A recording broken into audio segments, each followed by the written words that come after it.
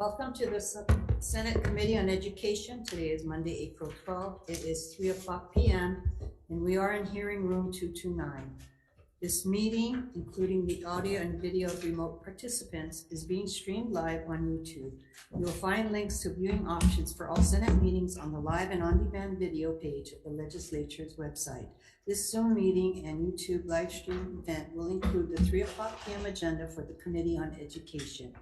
In the unlikely event that we must abruptly end this hearing due to major technical difficulties, the committee will reconvene to discuss any outstanding business on Monday, April 12, 2023 at 4:00 p.m. in this room 229, and a public notice will be posted on the legislature's website. I'd like to take this time to remind our testifiers that due to time restrictions on our hearings, we will be limiting testimony to 1 minute per testifier per bill. For people participating remotely, please remain muted and video disabled until shortly before it is your turn to testify. When I call your name, unmute yourself and your time will begin. After your minute is completed, staff will mute you so that we can move this hearing along in an orderly and efficient manner. Thank you. Okay, first on our agenda is GM 552. Submitting for consideration and confirmation to the School Facilities Authority, gubernatorial nominee Lindsey Ball for a term to expire 6/30/2024. Is Lindsey here? I am. Come forward, please.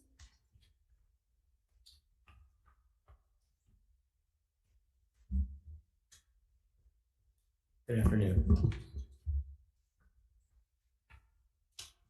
Do you have something you'd like to say, or just want us to ask you questions? Or Well, you can ask me questions, but I'd like to hear a little bit about yourself. yeah. So again, I'm Lindsey Ball. I was asked to do an interim position last year about this time. One of the big reasons I would like to do it and have been doing it because of my passion for education.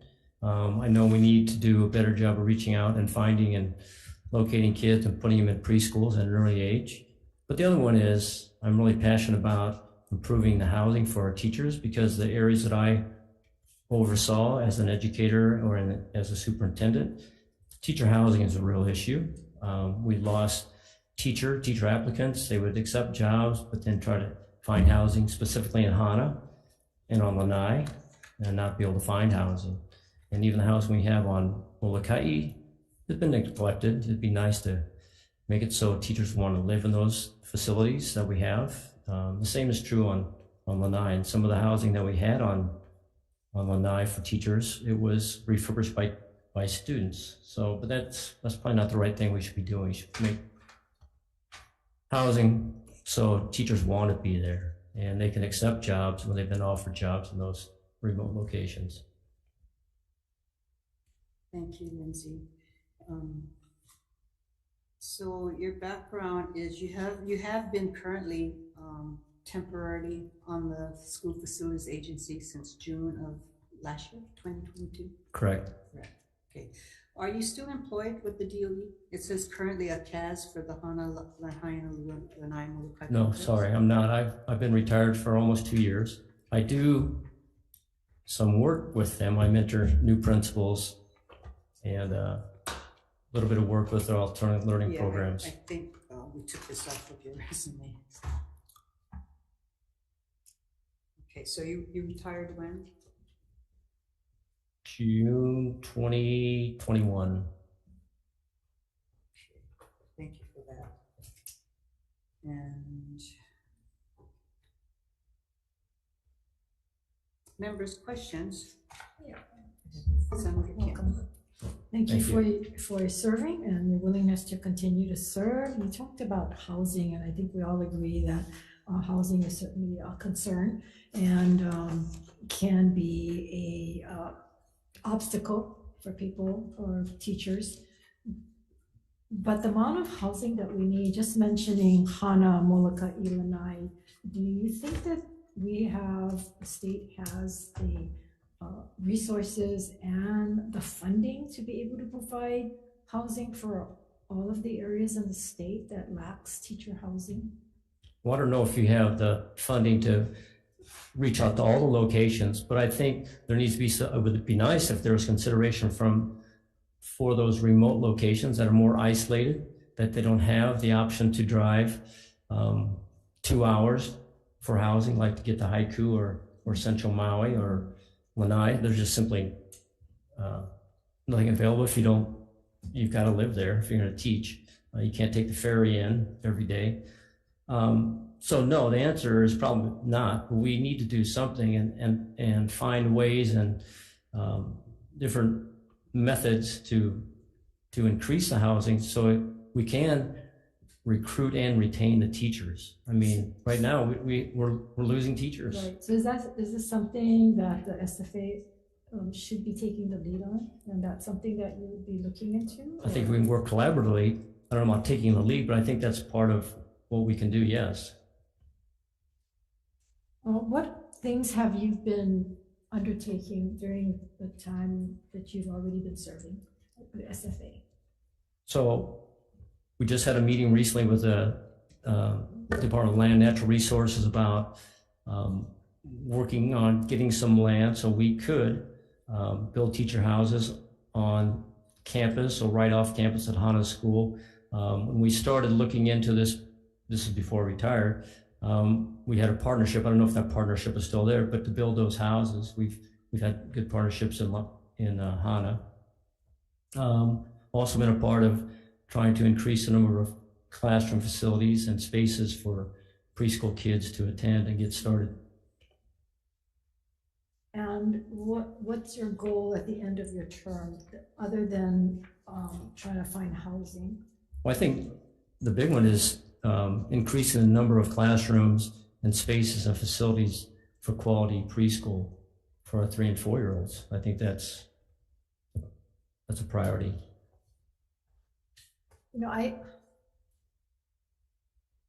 I support providing preschools, early kindergarten, but the cost for that is huge, and already education takes up a huge portion of our budget. And it's mandatory that we provide public education from one to 12, but it's usually K through 12. To add on 3 years, 4-year-olds, I think is something.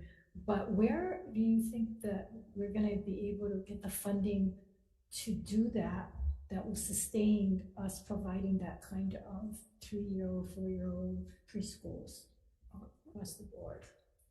Well, I mean, that's a hard question. You're asking me as an individual sitting on a board, if the board is going to have that authority to find financial resources and funding, I guess, and that would have to be up to us to figure out how to do that. But I don't know that that's really as a board, our responsibility to find all the funds to get every child in preschool, well, I'm not asking, preschool age to get into school. I understand. I'm not asking you that your responsibility to get the funds, but I think it's everybody's concern as to how do we fund all of these services, because the money got to come from somewhere. I agree. Right? I mean, and so the question becomes, where does it come from?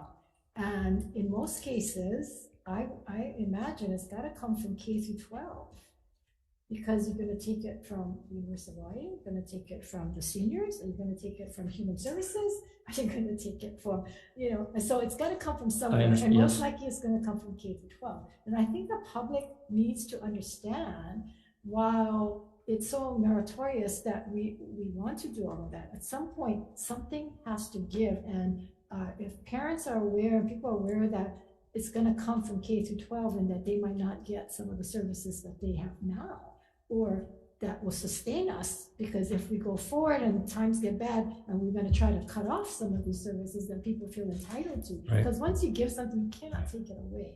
And so I'm just like trying to get people to understand that these are all good services that we're striving to do, but at some point, how do we sustain this?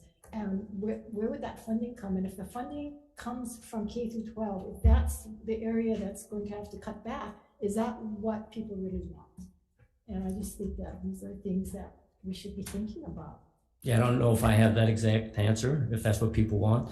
I don't know if we need to scale back, then obviously we would look at, or needs to be looked at, do we bring in 3-year-olds? Do we just stay with 4-year-olds and the 5-year-olds? But when and what prompted me to ask you this, because when I asked you what are your goals for the future, you said, providing the facilities and classrooms for 3 and 4-year-olds. So we provide the classrooms, but it's not just the classrooms. How are we going to be able to get teachers? I agree. To get the funding, to get health nurses, because it's no longer just a teacher in a classroom. There's so much more that parents want schools to provide, unlike before in the past. Now they have to be nurses, school aides, they have to give medication. There's so many things that teachers are required to do. And so I have come to the conclusion that it's not just teacher housing or care. It's like my sister's a teacher on the mainland. It's like all of the things that they have to do is also part of, and I don't think that conversation takes place, is part of why it's very difficult to get teachers. Yeah, 100%. Yeah. I agree with you. And I know that firsthand it's hard to get teachers because I went out and personally recruited teachers. And we still have a large gap in certified teachers in our classrooms. And the same thing is true. Yes, we can possibly have facilities ready for preschool kids, but we still have to have a teacher and an educational assistant in those classrooms as well. Yes, I understand that conversation takes place because it seems like there's a void there, and we're just avoiding it because at some point it's gonna rear its ugly head, and then we have to deal with it. And those are the unintended consequences that we don't oftentimes look into. So, but thank you. Thank you. Further questions? Chair. Thank you, Chair. You've been involved in the system here in the state for quite some time. And being a CAS, that also brings the perspective from, and then serving on the School Facility Authority. From your perspective, working with teachers, the system, the facilities, give me the top 2 or top 3 priorities coming from the facilities perspective that what you think you could contribute to move the needle for the whole educational process. Well, I think the board, being part of the board, trying to move the needle, I think the priorities that my understanding is when I joined the board was 1, preschool, getting preschools up and running, having the facilities ready for preschools and teacher housing. So those are 2 things that I've been introduced to and have been working on and been a part of meetings and have those collaborative conversations on how to improve those things. And neither one are easy. So, but that's been our task, well, the task that I've been shared since my time on that board. Okay. And I get it from the time on the board, but from when you were actually within the system, do you agree with those priorities? I do. I think we need exposure. Our kids need exposure to education. And some of our families, as you know, are disadvantaged, and those are kids we really need to reach out to and make sure that we get those kids and touch points with kids so they can come to a preschool and have adequate facilities to be taught in. Honestly, in the areas that I taught in, that I oversaw, some of those facilities have been pretty neglected. But again, I'm not sure if that's the School Facilities Authority and to work with the Department of Education and getting some of those facilities upgraded. I think you'd be surprised at some of the things you saw on some of our campuses as far as how old they are and how neglected they've been. But that's a whole nother subject, I think. Okay, and teacher retention, talked about housing.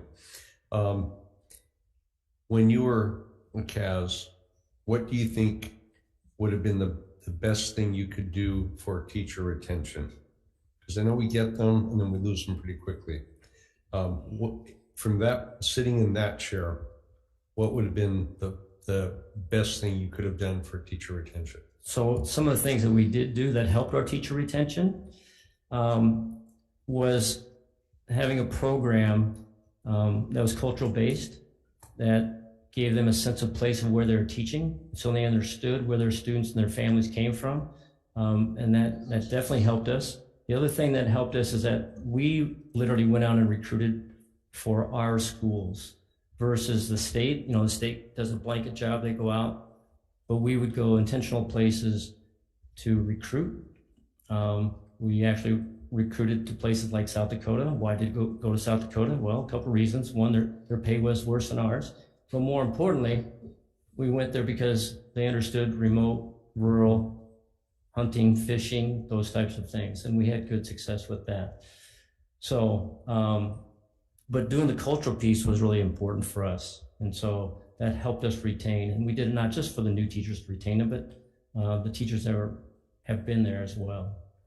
Okay, and then from the facility standpoint, housing, because this is a recurrent theme, comes up. It's not just education, it's across the state. So do you see like teacher cottages specifically dedicated? I'm from Big Island, and we have lands that belong to the school. It's right there. It's could be available for developing.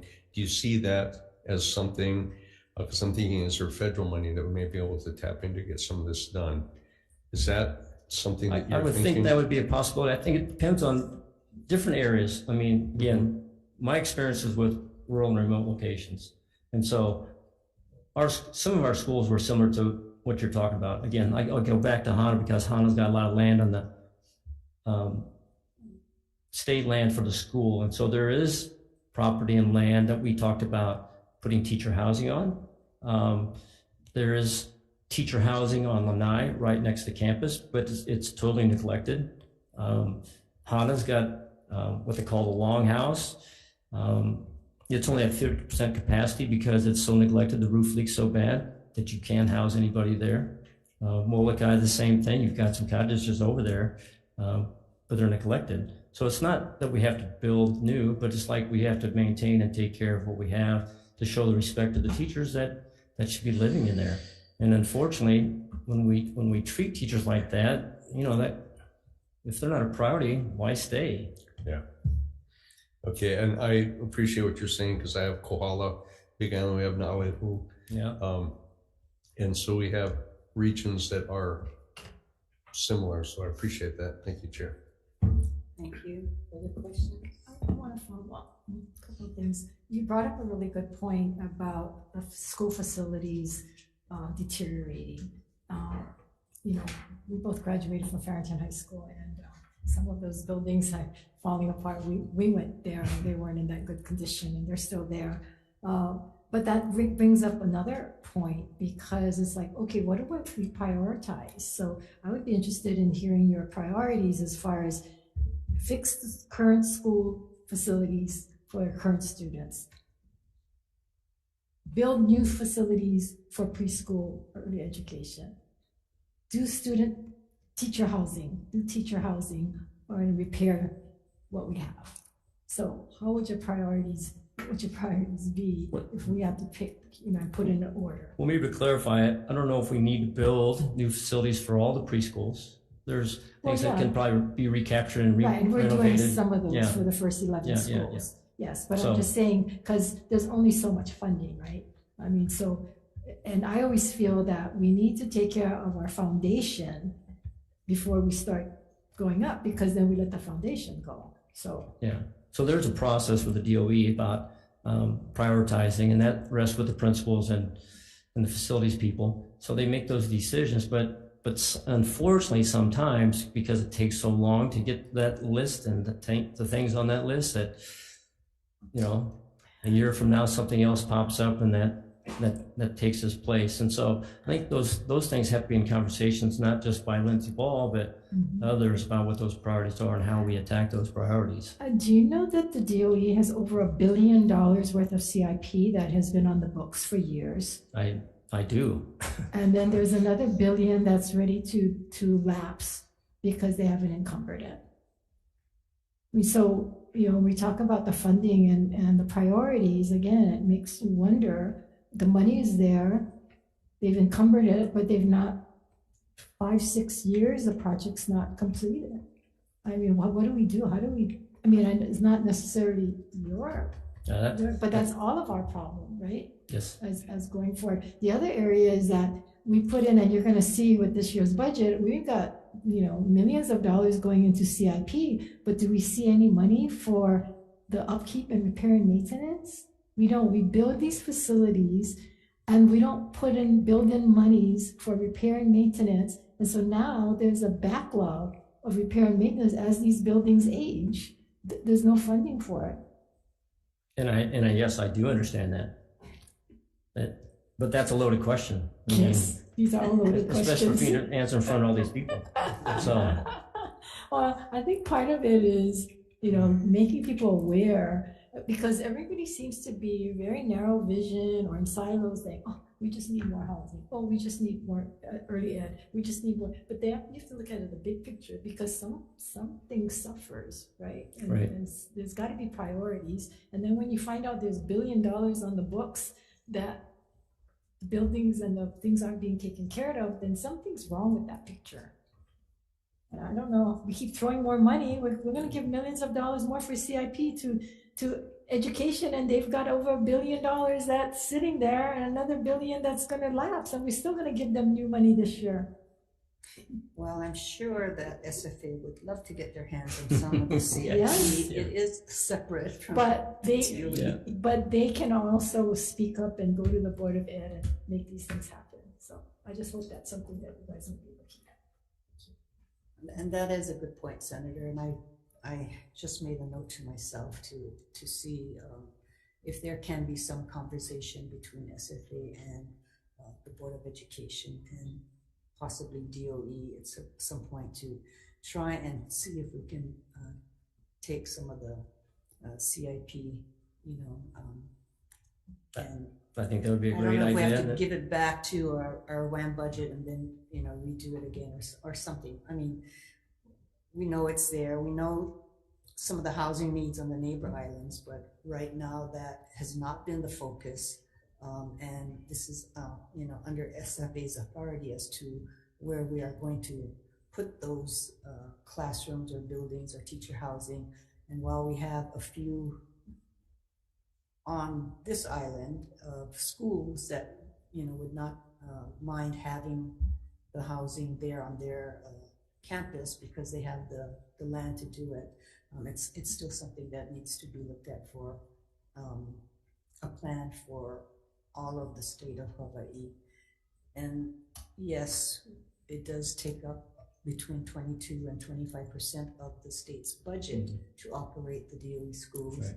And unlike the mainland schools, we're probably the only state in the union that the counties do not support us in any way, which makes it even more difficult for us to budget for the things that we need for DOE schools.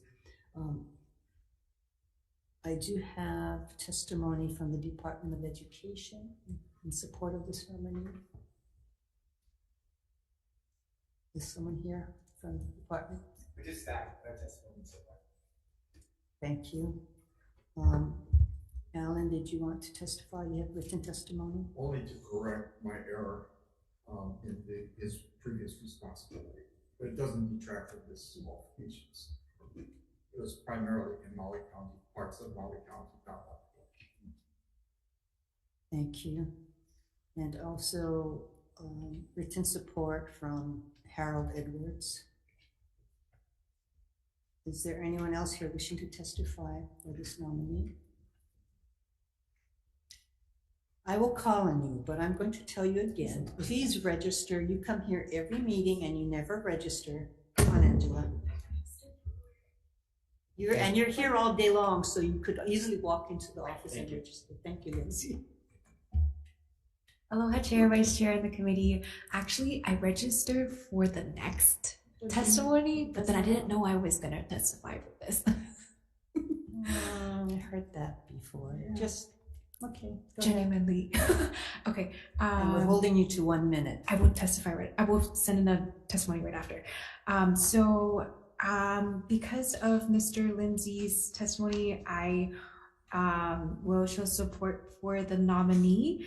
And, SFA is responsible for all public school development, planning, and construction related to capital improvement projects assigned by the legislature, executive branch, or the board. And there was a recent measure about the Maui Housing Pilot Program to have appropriate infrastructure to develop the housing.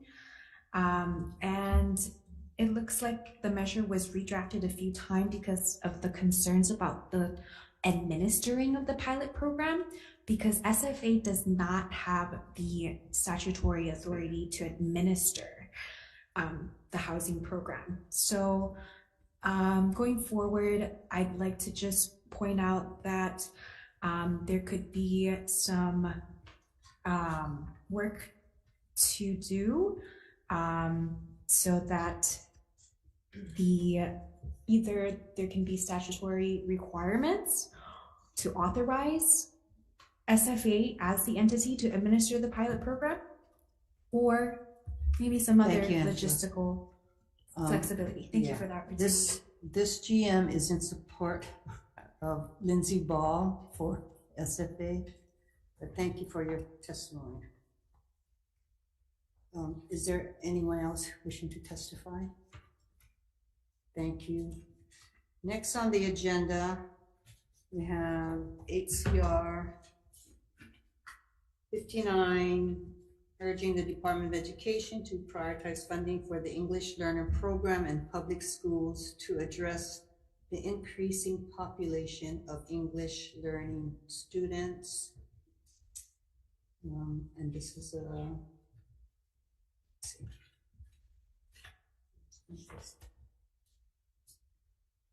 to testify, Department of Education, please.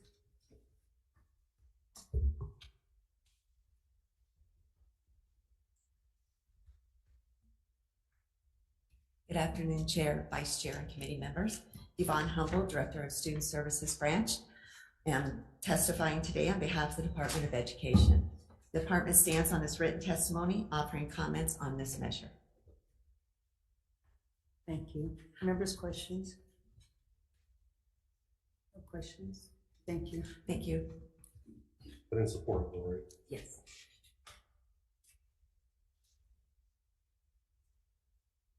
Actually, I do have a question. Sorry. So part of this English learner students, this program is funded through weighted student formula. All of it or some of it? Some of it. What portion? The weighted student formula is what helps them be able to purchase teachers. So weighted student formula pays only for the teachers. That's the bulk of it is used for, yes. The problem that we have is that the weighted student formula does not allow for every school to be able to purchase a teacher based on the student population. So part of our request was to try to increase the weighted student formula this year so that every school could at least purchase a part-time teacher, 0.5 FTE, for their EL students so that they can get the sheltered design instruction they need within their content area. Does every school need English learner teachers? Every school that has at least up to 10 students should have a teacher. And even if the 10, we have schools that if they have 20 or less students, they don't have enough money to purchase a teacher. Okay. But And if they don't have the qualified teacher or a teacher that can, and a lot of schools will use part-time teachers to come in to help support the ELs, they miss that quality instruction that they need to understand in their content areas.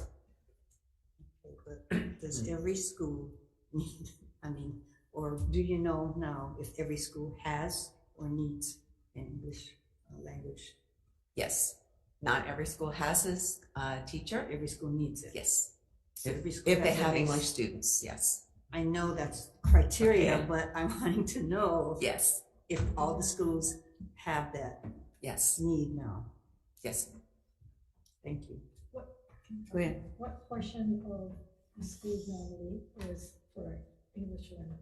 I'm sorry? What portion of the school population would need to have the English learner? I don't have that actual number with me. Do you have it, Mr.? The actual number? The percentage of Yes. the English learners in our department. In each school? The Or schools. schools, or average?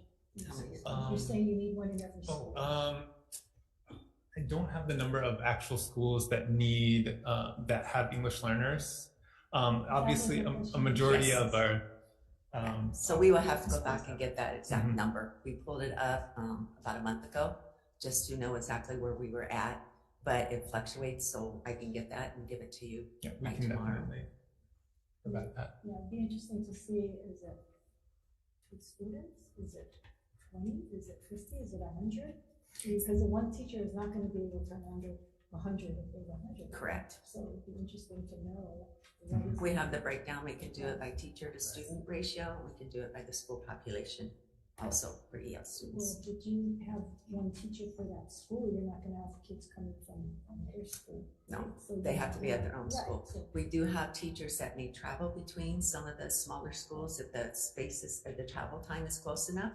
So we do have some complexes that have used one full-time teacher, and they might split between 3 schools like North Shore. So how many students, English learner students, would you need to have before it would warrant a teacher on that campus? So the weighted student formula is based upon the proficiency level of the English learner. So those at the lower proficiency levels do receive a higher weight and amount, in addition to the base. So depending upon your student proficiency levels, that could range. So it could be from around 20 students to 30 students to be able to fund, I believe, a half-time So teacher. what happens if you have a 6? That is the difficulty with the current weighted student formula and how we fund our teacher positions. It seems very complicated because if you have, I'm not sure how you measure where they are as far as English learners go, but those that are really in need and understand no English at all, and if you have 2 of those, but another school has 20 English learners that can speak English but need help, and how do you determine that? Provide appropriate services, right? Correct. So how, and you said it's weighted differently. It is weighted differently, right? So if you're interested in the weighted, the weight does not happen after enrollment, the weighted student formula. Isn't that correct? I don't know when they do it, I but would have to, Brandon, do you want to answer for the weighted Yeah. student formula? thank you. So just on the weighted student formula.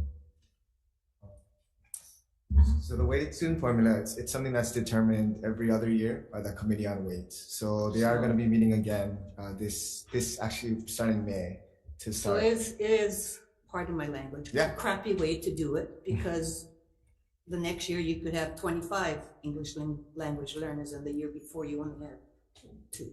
Right. Yeah, it is. So I can see where, the way it's done is probably not appropriate for the needs. It can. And the one thing too, though, all teachers are, the EL teacher, when I was a teacher at Stevenson, one of the things is we were required to have training, English language training as well. So although we're not an expert, you are required at a certain base level to have the skill set to help in those students that are part of your classroom. So our teachers aren't without any sort of understanding, but it is, you do want to have that professional there who has the ability to look at those, they call them the WIDA scores, so you can see their different levels and really provide the right supports there. So when we're not leaving students out to dry in that sense, but you're right, having that professional will be. So what committee and the Board of Education would handle this issue? The Board of Education, that would actually They make be, that determination. right, yeah. To the board to determine you're asking which group on the board to determine that? Which committee? Yeah, I would say it's probably the student, SRC, the student, gosh, I'm just having a brain fart. The student, the SAC, the Student Achievement Committee. And how often do they meet? as often as determined by the sitting chair of that committee. They can have, When did they meet last? which the board is here, I don't know. I can't remember the last time we had a meeting. Yeah, well, my staff is writing the questions down, and we'll send it to the board because I think it's probably been a while. That'd be appropriate. Thank you. Thank you. Further questions? Yes, I do. So you folks submitted some testimony, you said in support of this resolution? I'm sorry. In support? Your Yes. testimonies. So it says here, be it resolved, so forth, that the Department of Education is requested to prioritize funding for the English Learner Program in public schools. So how would you do that? So we've actually put in for the biennium request in 3 areas that supports our English learners. And the 3 areas that we're looking at that's needed is, one is the weighted student formula so that schools can provide a teacher and that a teacher can work with in the sheltered content area for the English learners to increase their ability to understand the academic content. Understand. But if there's no change and the budget is already, this has no money in it. So do you need a resolution to prioritize this English learner? I mean, We need the money is what we need right. in order to move it forward. And in the areas we have is, so we tried to, we reached out for ESSER funds to help support, initiate some of this that we're trying to produce to support our English learners, vulnerable population. We also put in the biennial request for the 3 areas of teacher, to increase the teacher's background and qualifications, and to obviously the weighted student formula, and then also to request a teacher for every school so that they're able to do that. But this resolution does none of that. This resolution only requires asking you folks to prioritize it, which you prioritize it in the sense that you're asking for funding. Yes. Correct. And if there is no funding, I mean, and what is your definition or interpretation of prioritize? Is it just asking for the positions? No, it's also trying, it's also having to think out of the box. If we don't have the funding, how do we increase the BSHAW positions so that we can do family engagements? Our families come into us, especially if they're the level 1s families that don't speak English or don't have the community awareness. How do we get those families enrolled? How do we get a person that's there to attach to them? That's a huge priority. Newcomers, they don't have that ability. So it's our responsibility to figure out how are we going to do that. So we try to think very clearly as much as we can out of the box. How do we increase with what we have? We work very closely with the complex areas in the CASs and how do we support their schools in that arena. When looking at, for teachers to get qualified teachers, we have, I believe it's been 5 years now because of COVID, we had to extend the timeline to ask every teacher that does any instruction or planning for students to become SIQ, which means they need 72 hours of education or 3 years of college, that they get that basic knowledge that Brandon was talking about. So in every class, at least they know how to do the different strategies, instructions for English learners. So would you say you folks already prioritize this? The SIQ was started 5 years ago. The BSHAWs it's been a while that we've been working on that to increase the capacity and the numbers of those positions. And then as for the funding for the PDs, we as the department have picked up everything for the teachers from anything that costs, etc. So are you folks, have you prioritized and are you prioritized? Because it seems as though you're supporting this resolution as though you're not doing it. So I would just, we don't need the resolution, Senator. We are prioritizing as Dr. Humboldt is saying. So yes, we don't need the resol to continue to do what we're doing. Yeah. Further questions, members? No, thank you. Thank you.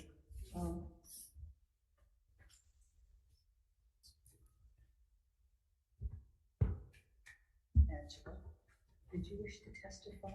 Thank you.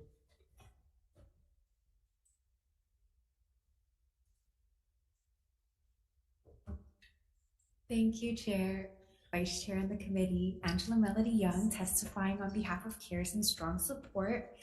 although they said it's unnecessary. I was part of an ESL program at Ma'e, and I was taught by Representative Kerwin Ching, a Republican member. She was my ESL teacher, and then she was volunteering during that time. And then there was another teacher, and then so 2 teachers, and then 5 students.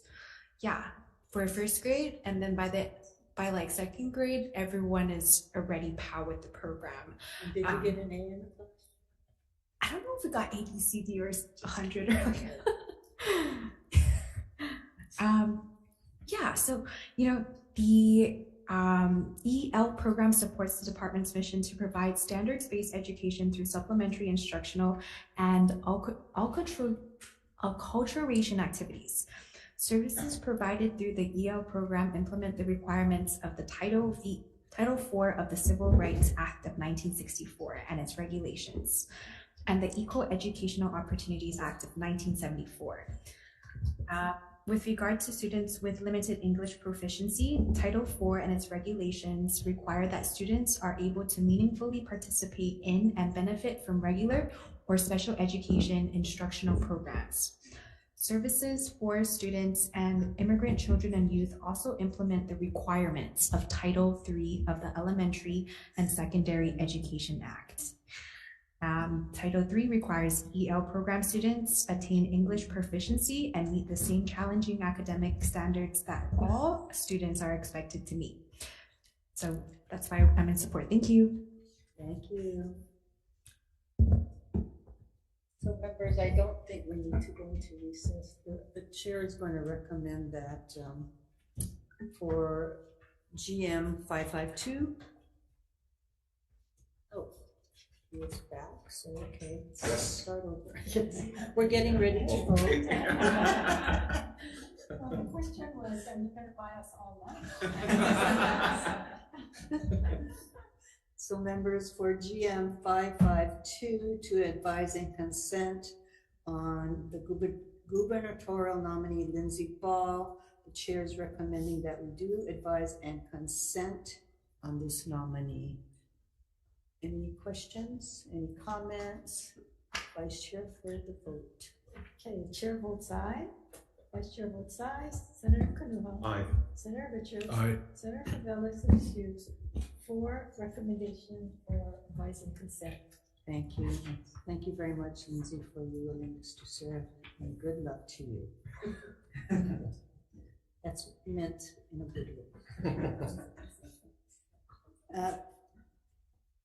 For HCR 59, urging the Department of Education to prioritize funding for English learner program in public schools to address the increasing population of English learner students. And for the department, I think it would be important for us to know which languages that, you know, these English language learners are coming from.